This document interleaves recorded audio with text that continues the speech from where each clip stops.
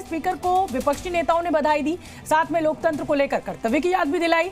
आज लोकसभा में राहुल गांधी ने बतौर नेता विपक्ष पहली बार सदन को संबोधित किया। राहुल गांधी के साथ अखिलेश यादव ने भी स्पीकर से उम्मीद जताई कि वो विपक्ष की भी सुनेंगे। We are confident that by allowing the opposition to speak, by allowing us to represent the people of India, you will do your duty of defending the Constitution of India. जिस पद पर आप बैठे हैं, इससे बहुत गौरवशाली परंपराएं जुड़ी हुई हैं और हम सब यही मानते हैं कि बिना भेदभाव के आगे बढ़ेगा और लोकसभा के अध्यक्ष के रूप में आप हर सांसद और हर दल को बराबरी का मौका और सम्मान देंगे। आपके बोझ को यह सरकार कम करेगी डिप्टी स्पीकर बनाकर, इतना बोझ आप पर नहीं डालना चाहिए। मैं मुबारकबाद देता हूं सर आपको, मैं मुबारकबाद देता हूं कि आप छोटी पार्टियों पर, यह ऐवान अपोजिशन और छोटी पार्टियों का भी है, हमको आप आवाज का मौका देंगे। तो इसी बड़ी खबर पर जी न्यूज़ के एक और संवाददाता मेरे साथ लाइव जुड़ गए और मेरे साथ विशाल पांडे जुड़ गए। और देखिए रविंद्र पहले से मुस्कुरा रहे हैं। विशाल, आज कुल मिलाकर जरा मुस्कुराते हुए जवाब दीजिएगा। विशाल, आप बड़े गंभीर होकर जवाब देते हैं। आज कुल मिलाकर चाहे अखिलेश यादव को सुना जाए, चाहे राहुल गांधी को और चाहे असदुद्दीन ओवैसी को, सबने ओम बिरला को बता दिया कि साहब पिछली बार की तरह मत कीजिएगा।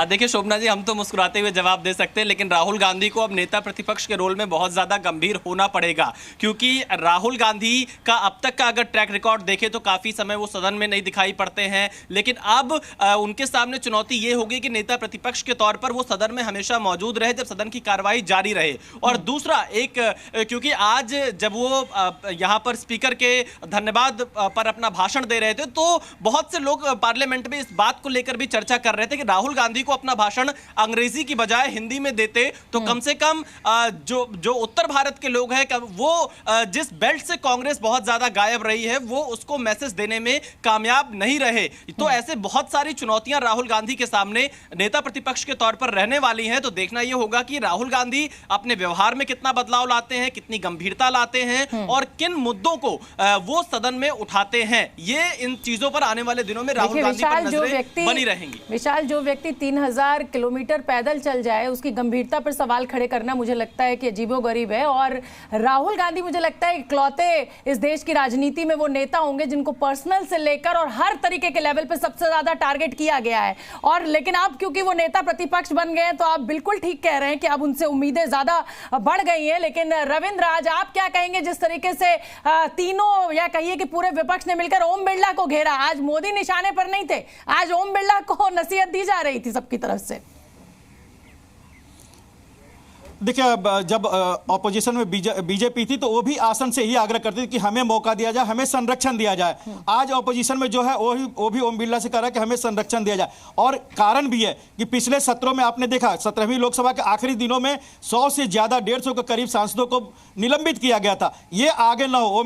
आपने देखा अखिलेश यादव ने भी कहा कि इस तरह के ना हो। राहुल गांधी ने भी कहा कि संविधान की रक्षा हो, जो भी हो नियम कानून से हो, सबको मौका मिले, चाहे वैसी हो। सब यही दरखास्त करें, क्योंकि आसन के पास ही पावर होता है कि किसको कितने दिन का समय दिया जाए, कितना देर बोले। और वो बहुत एक कहते हैं कि वही सर्वे सर्वा होते, तो सब चाहेंगे कि उनका संरक्षण मिले। लेकिन ओम बिरला के जरिए निशाने पर प्रधानमंत्री नरेंद्र मोदी की सरकार या बीजेपी को रखा, चाहे वो अखिलेश यादव हो या फिर राहुल गांधी हो। और इसी बहाने अखिलेश यादव ने एक और बात कही है, निशाने में जो नया बिल्डिंग बना है उसको भी कहा उन्होंने कि आसन बहुत अच्छा है, पीछे के पत्थर अच्छे हैं, लेकिन कहीं ना कहीं दरार दिख रही है। लोकसभा की रिपोर्टिंग होगी वो आप लोगों के लिए बहुत दिलचस्प होने वाली है, क्योंकि एक से एक शानदार वक्ता आप पहुंच गए। देखिए विशाल मुस्कुरा भी रहे। चलिए, आप दोनों का बहुत बहुत धन्यवाद।